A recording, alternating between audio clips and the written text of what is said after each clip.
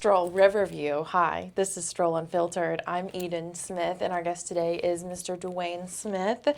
He's one of our partners here with Stroll. He is a businessman of many ventures. He has many accomplishments, many stories. He and I, without a doubt, if we're in the same room, chit-chat for nearly an hour past the time everyone else is. We don't know when to leave. Has so many exciting tall tales, but he also does such altruistic good, both in his own community and national and international outreach. So very happy to have him. We're going to talk about some of those things today. Start with, we get right into, what is your biggest goal with your current business right now? The biggest goal with the business that I have, and thank you for having me on, is simply to leave a legacy for my kids. I have 3 boys. My 2 youngest are nonverbal autistic. And so my biggest fear is when I'm dead and gone, what is going to happen to them? Sure. So with my business, I want to build a legacy for them that one day will take care of them when I'm long gone. That is the sole purpose of my business, is to leave a legacy for them. Yeah, that's definitely something that I think drives anybody with, to use this word again, I feel like we use it a lot, authenticity and just that life force. It's obviously extremely important to you. So you've also spoken a bit about this privately. Talk a little bit about what it's been like for you personally, both struggles, but also really unique feats of being an autism dad. Every day is an adventure. Every day is a struggle, and every day is also a reward. A lot of people will look at autism and they will look at the individual, and they will, one of the biggest things and biggest pet peeves that I get is, oh, I'm so sorry. Yeah, it's Why crazy. are you sorry? I'm having the time of my life with my kids. I never know what's going to come out of their mouths when they do decide to speak, what their actions are going to be. I never know what adventure awaits me when I wake up in the morning. Let me rephrase that. When they wake me up in the morning, because they're like little chickens and wake up at 5 in the morning. Yeah. It's a guy that struggles. Not all sunshine and rainbows. A lot of places that we can't go because of the judgmental things that happen. Child that's overstimulated or has a meltdown, and the weird looks and the people that want you out of there, or they're giving you the sympathy look of I feel sorry for you, and they don't understand what it's like to have a child with autism. And we have not one but 2. I have 3 boys, but my 2 youngest are the ones with autism. And the biggest struggle that I have is, friends for them. It's very hard for them to make a friend because they can't talk. It's very difficult for them, and it's hard to watch, but I also get the blessing of being their best friend. Are my little goblins, so to speak. If I move, they move. When my wife and I, when we rarely have a date night, when we do go out or we celebrate our anniversary, I just redlined your mic right there. All they want is their mommy and daddy. They don't want nobody else. We can drop them off and they will watch that window waiting on us to pull up. No matter if it's with my mom or her mom and dad, doesn't matter. They're waiting on mommy and daddy. So it's alone time, the mommy daddy time rarely exists. Personal time rarely exists. I know that's right. And so, blessing and a curse. Definitely, I'm a part of a family who has a child with special needs, and that's so funny you bring that up, is that motif of the, oh, I'm so sorry, because until it's your world, things like that just, and like you said, to speak candidly about it, people think that people who are part of this world and have families that are different in this way, that it's people just don't talk about things, or certain things would be so offensive or must be unsaid. And reality inclusion looks like you, such a guy who says what's on your mind, because you have a kind and effective way to say it. And I think that's what's been a good conduit of you doing so much good. Like, you're so humble, and to speak, one of my favorite stories that you've told me of the ones, something I think Chattanooga should hear and revamp in a way, is your family is your big Ghostbusters fans. Absolutely. Yeah. Do you want to talk specifically about your line? Yeah. Highlight a couple things, because the story Absolutely. of why you got into it, as well as everything about you, is so woven together and cohesive. Yeah, so I can start with the why. I created the business. So I created the business out of necessity. I'm underneath this glorious salt and pepper beard. And every product that I was using kept causing the flare-ups. Right. To be very descriptive, I would use a beard oil or a beard wash, and I would literally be scratching, and flakes as big as my thumbnail would fall off of my and it was ridiculous. So I started doing my research on ingredients and finding out the chemicals that they're allowed to put into our body washes. And, men now are, I'm 42, and a lot of men younger than I am now are having to get on testosterone replacement therapies. And the reason is the chemical that's in body wash, predominantly in Axe body wash. When you look at that and you look at some of the Bath and Body Works and things like that, and when you really pay attention to the ingredients and what your skin is absorbing through that, it makes you second guess everything. You're using everything from formaldehyde to hormones that are embedded into the body wash. You're using cancer-causing chemicals. So, you've got all of these things that are in there. My kids already have a rough kind of life, being on the autism spectrum. I have eczema. My wife has sensitive skin. So I literally started doing research on different ingredients that I could use to create a much better, cleaner product. And that's where the whole thing started. Again, with selfish intent for myself. And then slowly my wife were, hey, you should sell this. It started off with just a beard oil. And then it went from beard oil to a beard wash to beard balm. And now we have everything, all types of beard products. We have all natural soaps that are better than Dr. Squatch. I will tell you that. They smell a lot better too. I agree too. Sugar scrubs. We have body creams. We have laundry detergent, but I only make it twice a year because it's so tedious to make it. Because again, I don't use any chemicals. Yep. There's no bonding agents. It's literally the essential oils and the raw ingredients. 1 tablespoon per load. That's it. So if you get the bigger jar, that's 55 loads that you're getting for $50. You're basically, load. But when you look at the all natural stuff that you're getting, it's so worth it. Absolutely. And it comes in a very nice decorative glass jar. The presentation is there. Oh, yeah. I haven't seen the laundry detergent. I'll send you a picture later on. But it is a very thick glass jar with a gunmetal lid that screws off. There's no big packaging. It is a clear label that only fits so large on it. So if you had it on your shelf in your laundry room and you just wanted it for the decor, you could literally just turn it. Love. And nobody would see the name, the scent, anything.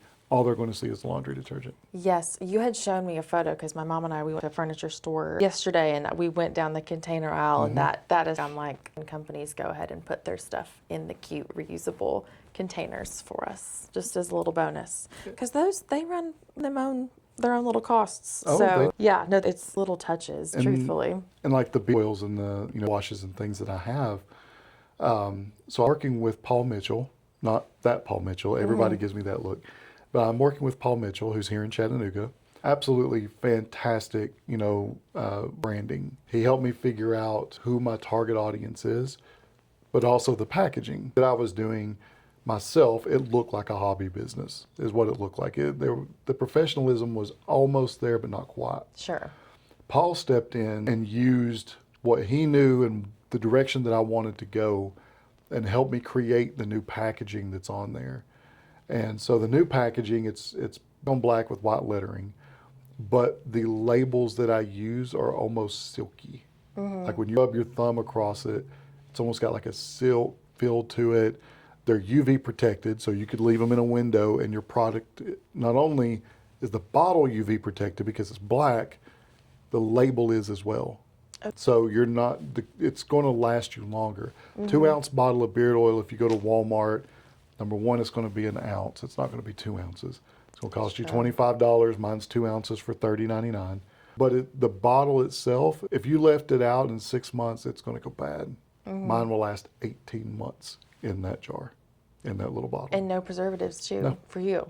No it's just real preservatives. stuff working the way it should. Real oils doing what they're supposed to do. Yeah. And it wasn't all easy. It was, the trial and error was tremendous. I spent 6 months on the laundry detergent alone and ruined so many clothes of my own trying to figure it out. Ended up figuring it out. Later, my wife was like, you could have went and got some donated clothes and ruined those, but, who I am. No, but it's the risk amount. I had to make sure, okay, I've got this nice dress shirt. Is it going to clean it?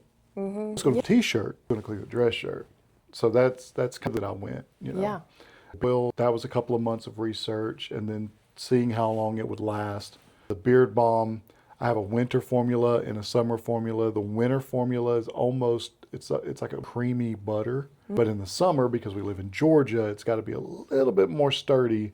So that one, it's a little bit harder to get out. But when you do it, you don't have to run it under hot water.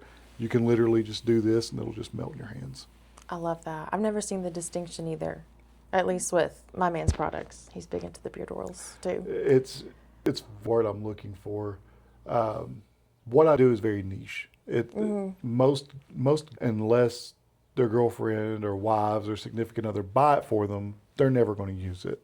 I mean, I speak from experience. I would have never known any of this existed had my wife not bought me some beard oil. Yeah. Once I saw the benefits of it with the eczema, I was like, yeah, I can do this. And that's what kind of, but use all natural ingredients, making sure that the packaging is UV protected. Same thing with the labels, to extra measure, worth the price, what you pay for with the scents. You're not getting, a chemical scent when you get the products. You're getting something that I put sweat and tears into as far as developing a scent. And I can't remember if I told you this story or not about Southern Gentleman. Did I tell you that story?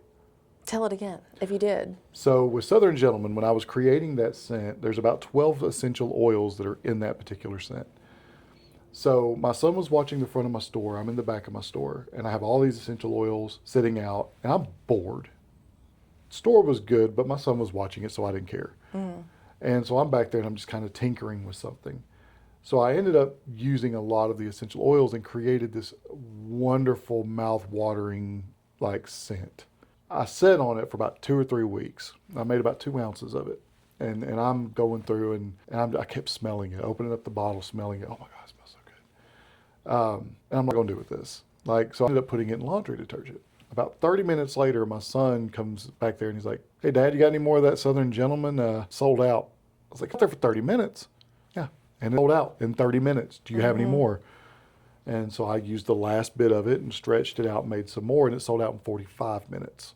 But that's all the oil that I had. And so my son's like, can you make some more? I said, son, I don't even know what I made the first time because I didn't write anything down. I was literally just a couple of drops peppermint, a couple of drops here. Yeah.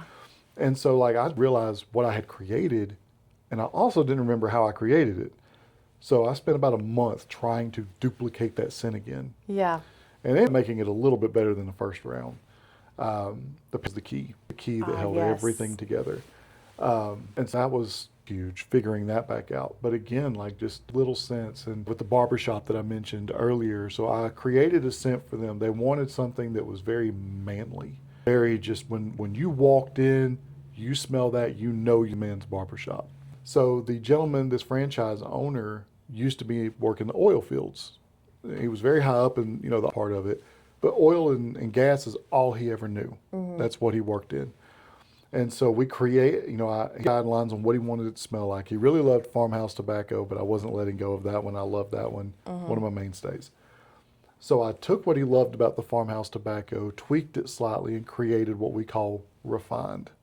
Men deserving luxury for the sake of luxury and style for the sake of style. That's something that historically I feel like has been more projected towards women, and just more examples of businesses and brands just offering that in a really clear, inviting way. I think that's really good because men can be pampered.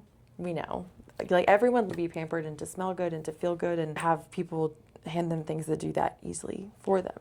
So I feel like you're doing a great job with all of that. So and I'll tell you this story real quick to where you a little bit more of me and where I come from.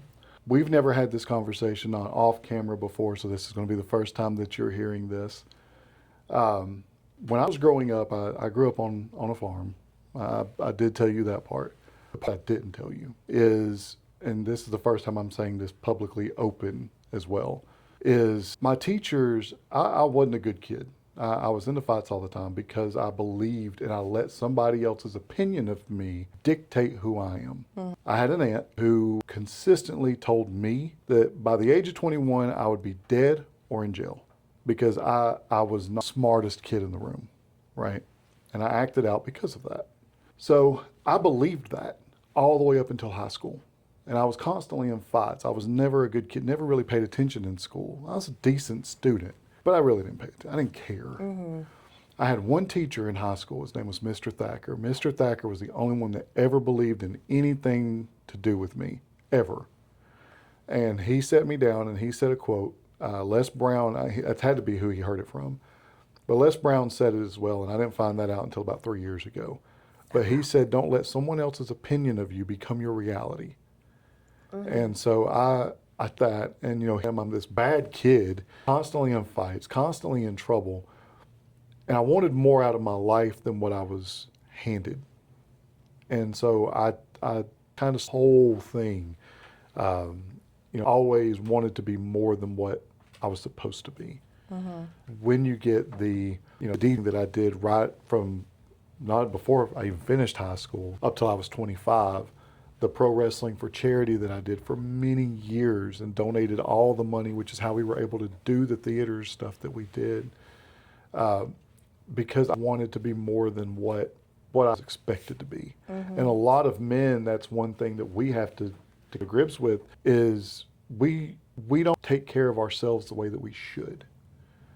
A lot of men, and I speak from experience, let other people's opinions become their reality. And when we stop doing that, we really take care of ourselves.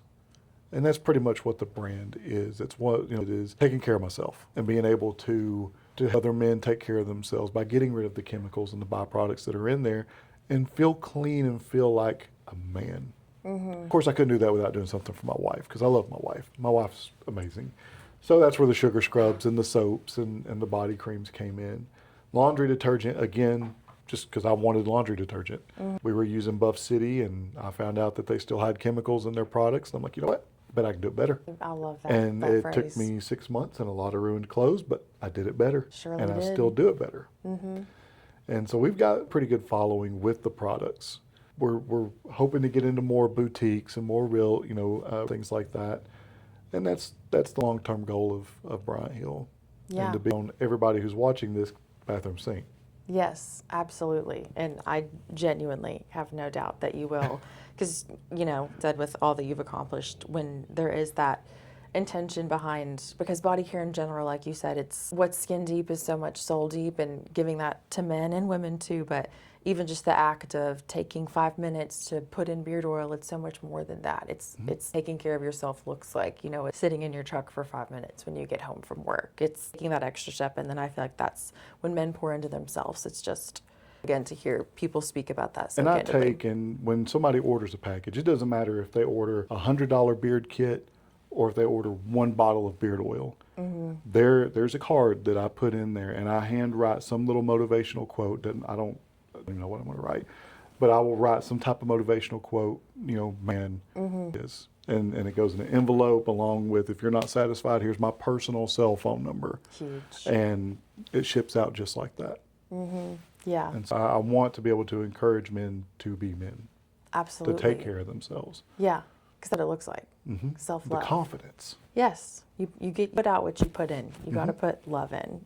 Hugely passionate about that. If you go back and watch my wrestling promos, which are hilarious, our goal is to crack the other one up. Because if I can crack you, it's genuine. And so any wrestling promo I've ever been a part of, it's been, all right, I got to break you. Very rare do you see me break. I've broken twice in 2 videos. Like, you remember them? I do. The very first one was, we had my tag partner and we were shooting a promo, and we were actually going against, remember the Peanut Butter Falcon story I told you? Yes. So we were shooting the promo for that. And so we had moved the camera because we couldn't get it to do what we wanted it to do on the little thermostat we had it sitting on. So I went and got one of my girls at the gym, and she came in and was holding the camera. But it was like, I'm sitting here, we were sitting at this table, thermostat's over there, she was standing over here. Well, we had left it there and talked about the angles of how we're going to shoot it multiple times. So as we're going, we start rolling, and we shoot the whole thing. Well, he gets up, and it's time for him to talk shit. And so he stands up and faces that way, realizes the camera's not there, but continues to talk. And I see me, and I've got my head like this, and I look up, lean up, and I look back over this way, because I was like, did we move the camera back? And we looked over, I said, and he looked at me, and I went, that way, camera's that way.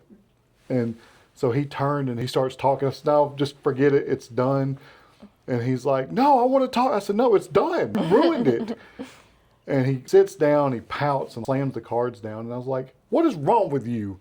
And he's like, man, you'll never let me do nothing. And I said, how old are you? He goes, old enough. And I lost it. That was the first one. And then the second time that I broke, it was with Luke Gallows from WWE. And we were at my store and we were talking about the beard oil. And we were probably 7, 8 beers in each at this moment we decided to shoot this promo. And so he goes and I start the conversation off, and he's never broke character at all. This guy's been worldwide, never broke character. Challenge accepted. So when we started shooting the promo, he's putting oil. He's got this long black beard, and he's putting the beard oil just on the tip, and he's like stroking the tip. And I'm like, hey, everybody, this is Dwayne Smith. I'm here with Luke Gallows, who is making a mess because I was just spilling beard oil all over my floor. Oh. And I was like, what are you doing? He's like, wetting the tip. I was like, you're wetting the tip? He goes, just the tip. I said, just the tip. And then he starts talking like he thought that was going to get me. I thought that was going to get him. Didn't do it. Entry level. Right. That's elementary stuff for us. And so he was just like, I've wrestled all over the world, sometimes 6, 7 nights in a row. And I leaned up and I said, or 10 or 12 if you're Hulk Hogan. And he goes, got him. That was the first one. That's so niche too. And he kind of cracks up a little bit, and he's like, twice on Saturdays, twice on Sundays. And then he continues to go, and then he's like, wrestling, your beard gets hard, it gets stiff, and he flips the beard out and like starts tickling my face right here, and I just lost it. I started cracking up. Oh, with the oil too. And he was just like, had it out, and he was flicking it on me. And then he said, you want your beard to be soft. You don't want to be walking around with a heart on. I said, not on your chin. He goes, not on your chin. And he lost it. That was smooth. And we posted it. And the writers from WWE was like, who is that guy? And why do y'all have such great chemistry? And he's like, we've been friends for 13 years, like, Take know a each bestie, other. Yeah. Like, I could text him, he's in Australia today, and I could text him, he'd message back immediately. But it's just so funny because it was like, okay, I gotta break you. I've broken everybody but you. So Yeah. now I broke him, so I'm accomplished. It's like a beard telepathy, I'm sure, too. Yeah. I'm sure you guys can feel it between you. Let's take down. It's kind of scary. So my very first wrestling match was with this guy. And so he's like 6'7". I'm 6'2". And so we had the match. Match went great. Went over, which means I pinned him. 3 days later, I had a full-on stroke. I was completely paralyzed on the left side of my body. Couldn't walk, couldn't talk, nothing. When he found out, for 2 months, every single day, he was texting and checking on me. The Luke Gallows Yep. fell. Oh my, how And so that bonded us right there. And so like when he would debut, like he would go back to WWE and be on like Raw, I would get a text that goes, watch Raw. And I knew right then that he got signed. He was letting me know. And so I would turn on Raw, and I wouldn't watch Raw without him and like his tag partner. And so when they popped up, I watched it every single time they would be on. I watched it. When they got fired, I quit because it's like I'm supporting my boy. Well, yeah, something so true to be said. You only text your truest friends when you have something to be celebrated. You accomplished something. Love that. I would text you if I accomplished something right now, be it wrestling or not. I sent this out earlier today to a mentor of mine. I was gifted this Saturday night. What is that? Who gave you that? It's a Rolex. Very good friend. That's great. Just gifted it. He just said, here you go. He said, I want you to, he's like, no matter what happens, never give up. Remember your why. Period. And I'm going to gift this to you, so every time you look at your wrist, you'll remember why. I'd surely think of something, and that's a great, impactful reminder. If you did want to leave one thing other outside of legacy, be it feeling something physical, tangible, or another business venture, what are we leaving to our children? I that it's not what you leave for your children, it's what you leave in them.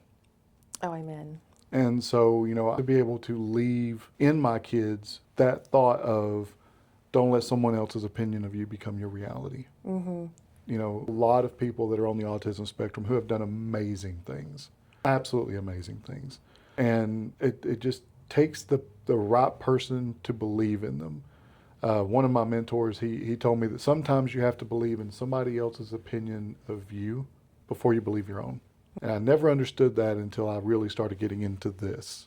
And I understand that. And that's what I want to leave for my kids. That's the big thing that I want to leave for them is I want them to know that I loved them, to know that I was always there for them, know that I'm leaving them with with the memories and the knowing that, like I said, they were just absolutely loved. No matter how big they get, they're always going to be my babies, right? Oh, undeniably so. We'll both cry. We will on camera. But it's my grandfather, and him, when he passed, and I would say, somebody would find out that I was his grandson, and they would come up to me and say, man, I loved your grandfather.